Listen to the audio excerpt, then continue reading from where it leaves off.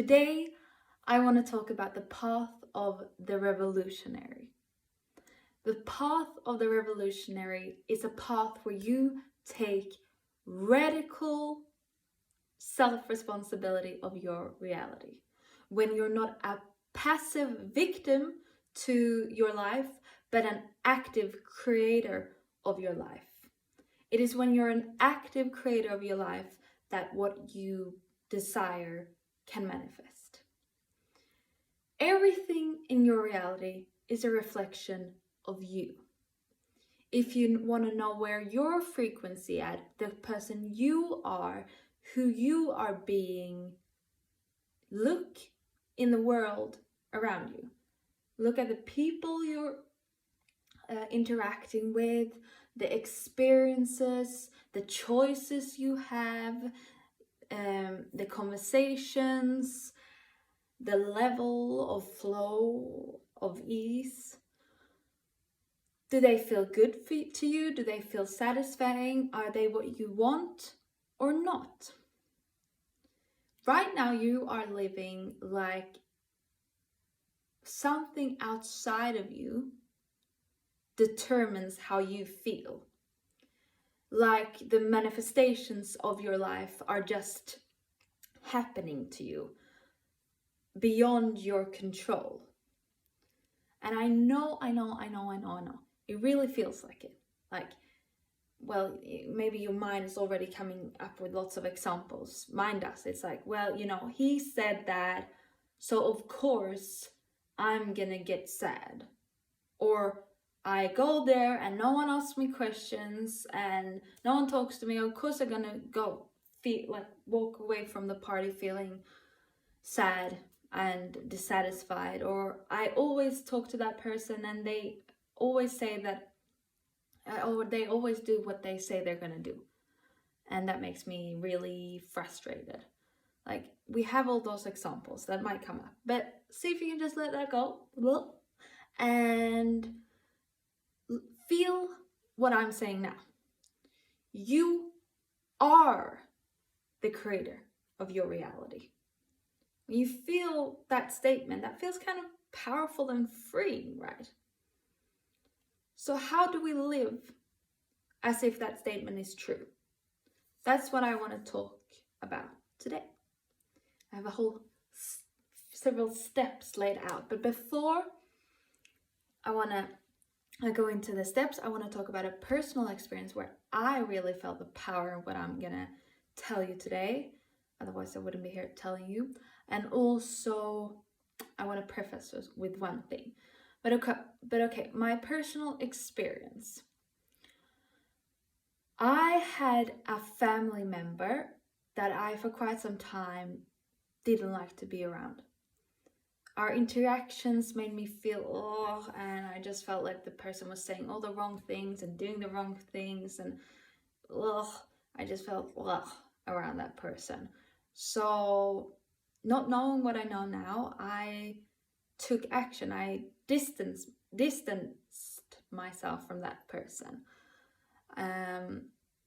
They were doing lots of things wrong. I was focusing on what they were doing wrong, and that was just, perpetuating, I don't know if that's a word, it sounds fancy, in my reality. So I distanced myself from that person. And it didn't feel really good to do at the end of the day. It didn't solve anything.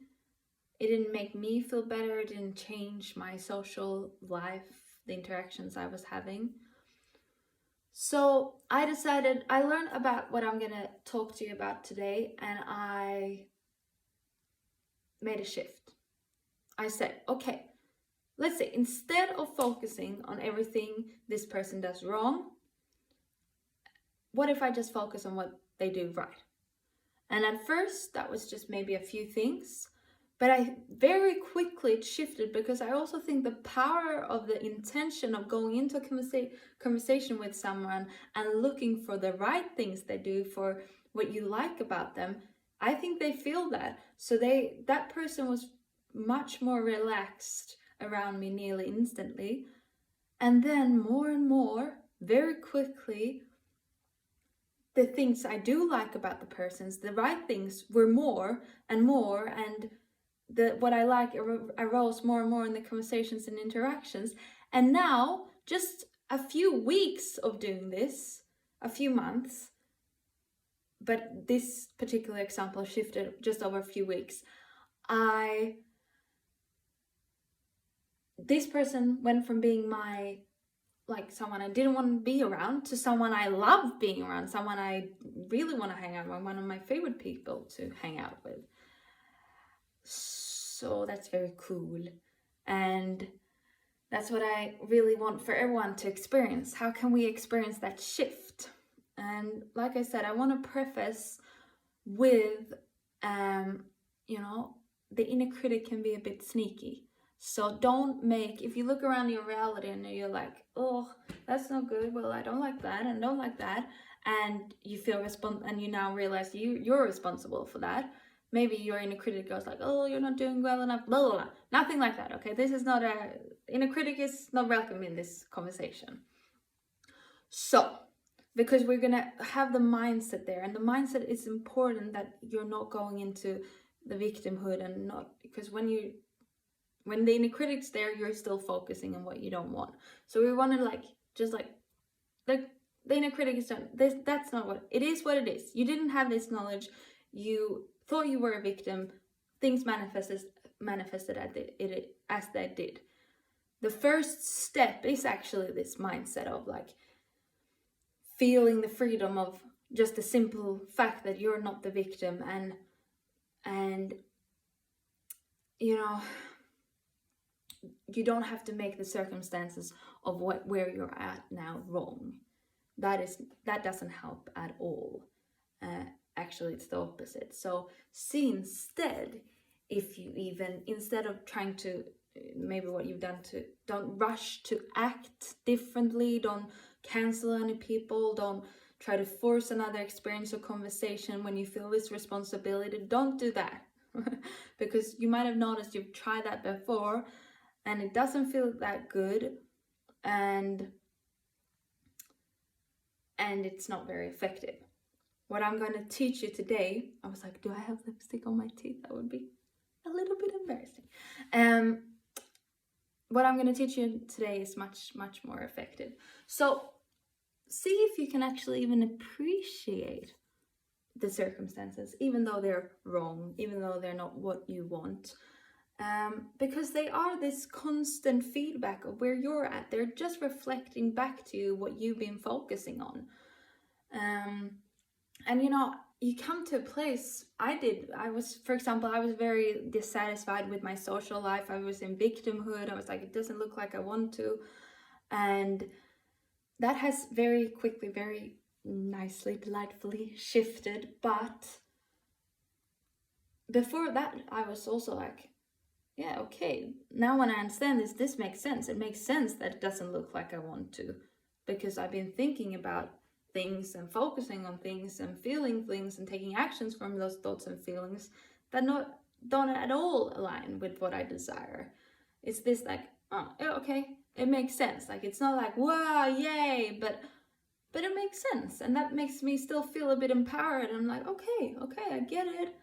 And I didn't have this knowledge, and now I do. It's like this radical self-responsibility. You see if you can just have some sense of appreciation for what is. It doesn't have to be like, oh, I love it, even though it doesn't feel good. But just like, okay, I get it. Yes, so the second step. The second step is that you start noticing the moments of your day where you do tap into some good feeling emotion. You savor not just the experience itself. So for example, you drink a cup of tea and you're really liking this feeling of the warmth in your throat, or running down your belly, or I don't know, or holding the warm cup in your hands, and you don't just go like, tea, or even not just notice it, you actually go, ooh, tea, and then you feel, and you say to you, and you savor it, so you go, oh, it feels you notice how good it feels to actually appreciate, and you might say that out loud or think about like, it feels good to appreciate this tea. It feels like a warm sensation in my heart. Oh, tea and appreciation, that feels good. Like, savor it, it lengthens it.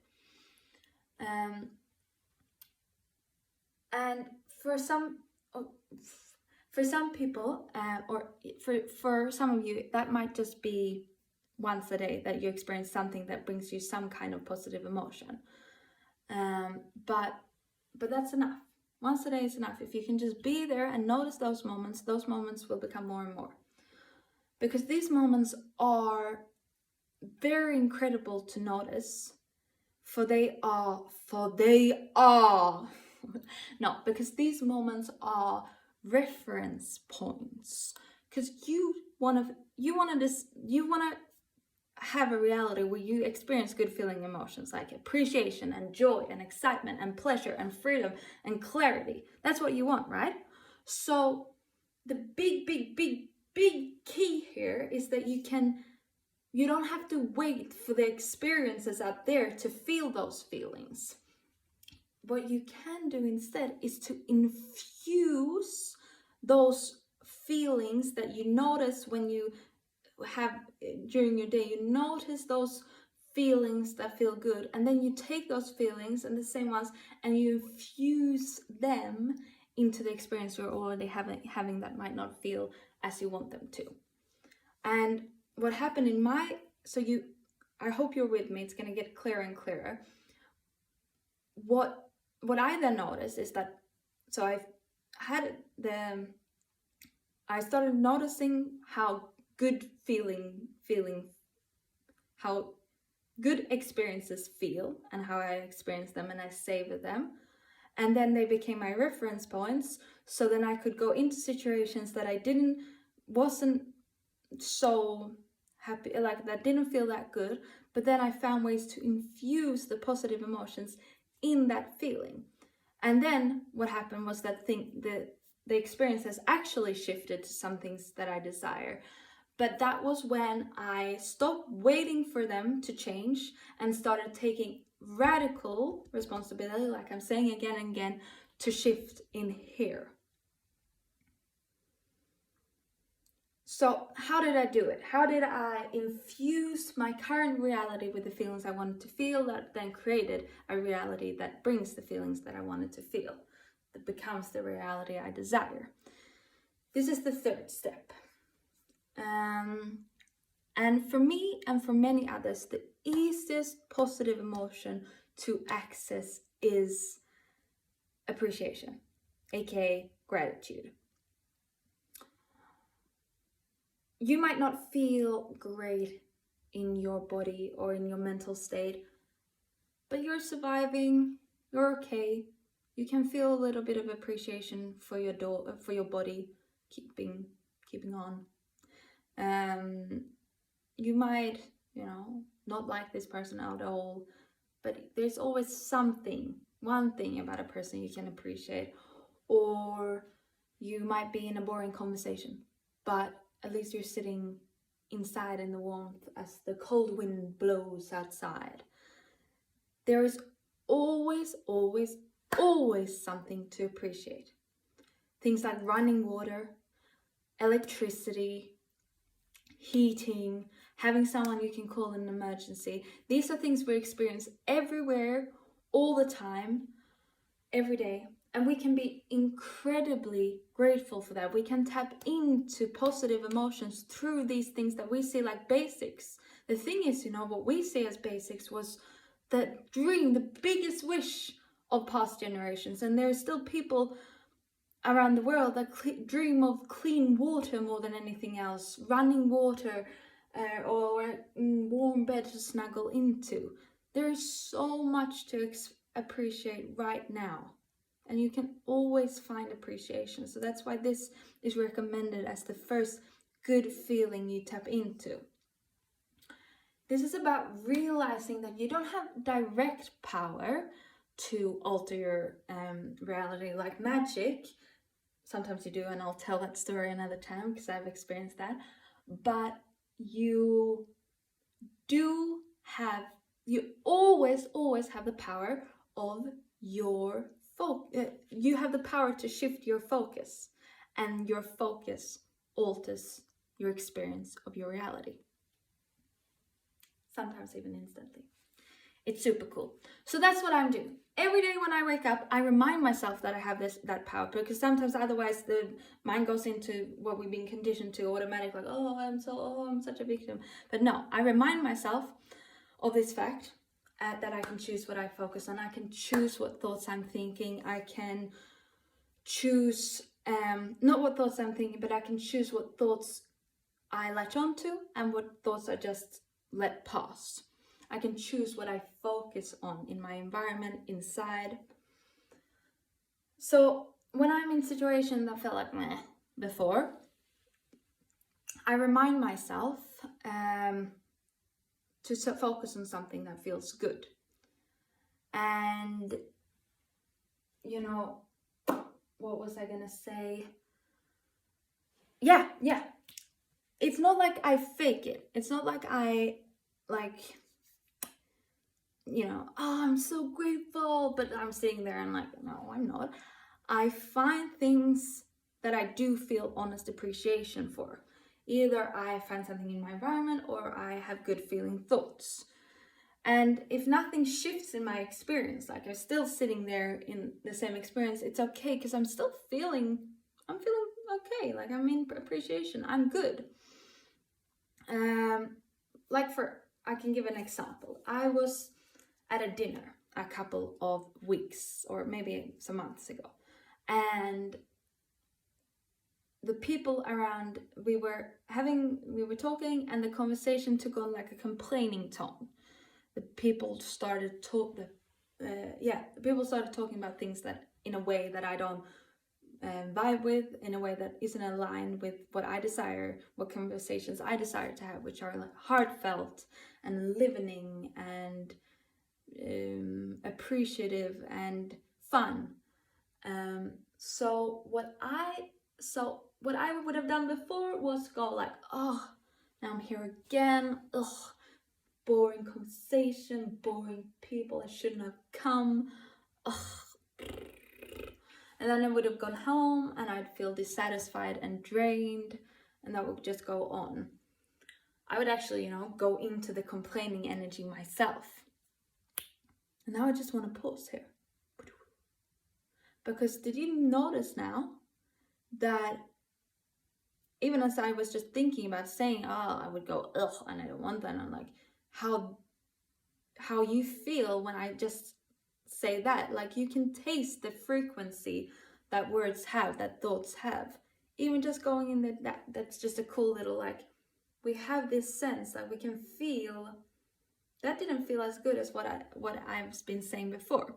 So anyways, so instead, because I've learned about these things now, I went in with like, I'm in power here. I took myself out of victimhood, and I can choose what I focus on. So I zoned out a little, and I started thinking about some things I'd been doing during the day that I'd really enjoyed. I found a beautiful plant that I looked at and I was like, oh, and that brought me some pleasure. I felt appreciation for the clothes I was wearing. I felt the deliciousness of the food I was eating. And it wasn't like the conversation around me abruptly stopped and shifted to something good. We did talk about other things, but it didn't really matter because I felt good in my body. Maybe not 100% like I would have felt if it was an actual fun and a living conversation I was around, but close in frequency. So I went home and I felt cozy and satisfied and connected. I didn't feel drained. I didn't feel dissatisfied. And then I had a heartfelt conversation with my partner. And then the next day that I feel like good about. And then the next day my mom calls and we have a beautiful conversation, and that feels really good. And then I'm sitting a weekend later at a dinner and I'm like, whoa, this is such a great conversation. I feel so good. This is fun. This is enlivening. This this is what I want.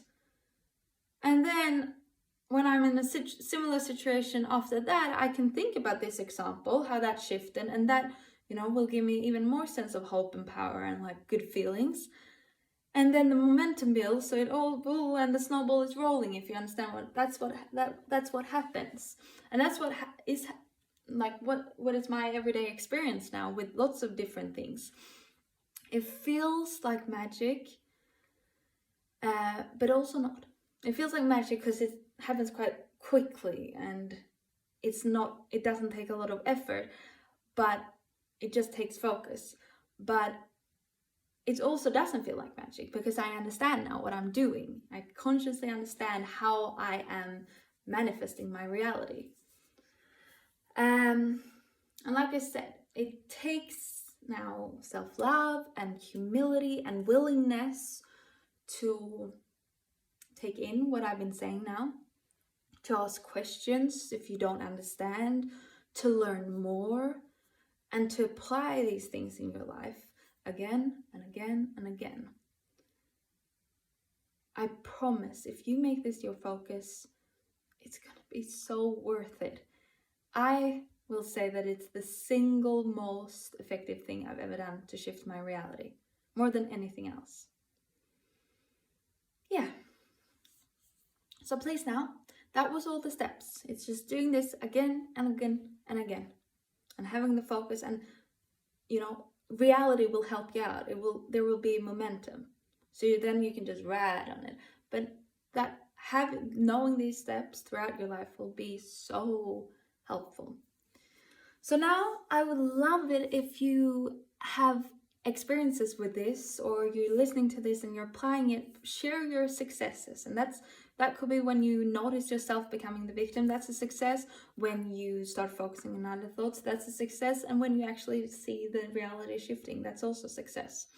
This is fun, empowering work that doesn't take much effort or time and gives so much.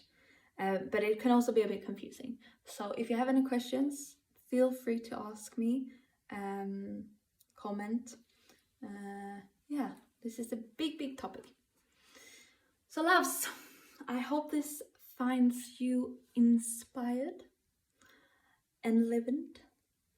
You got the power. That's what I want you to know. And I'm reminding myself of that every day too. I will see you tomorrow on YouTube, Instagram, or TikTok, because I post daily videos there now. One of those platforms. Rock on.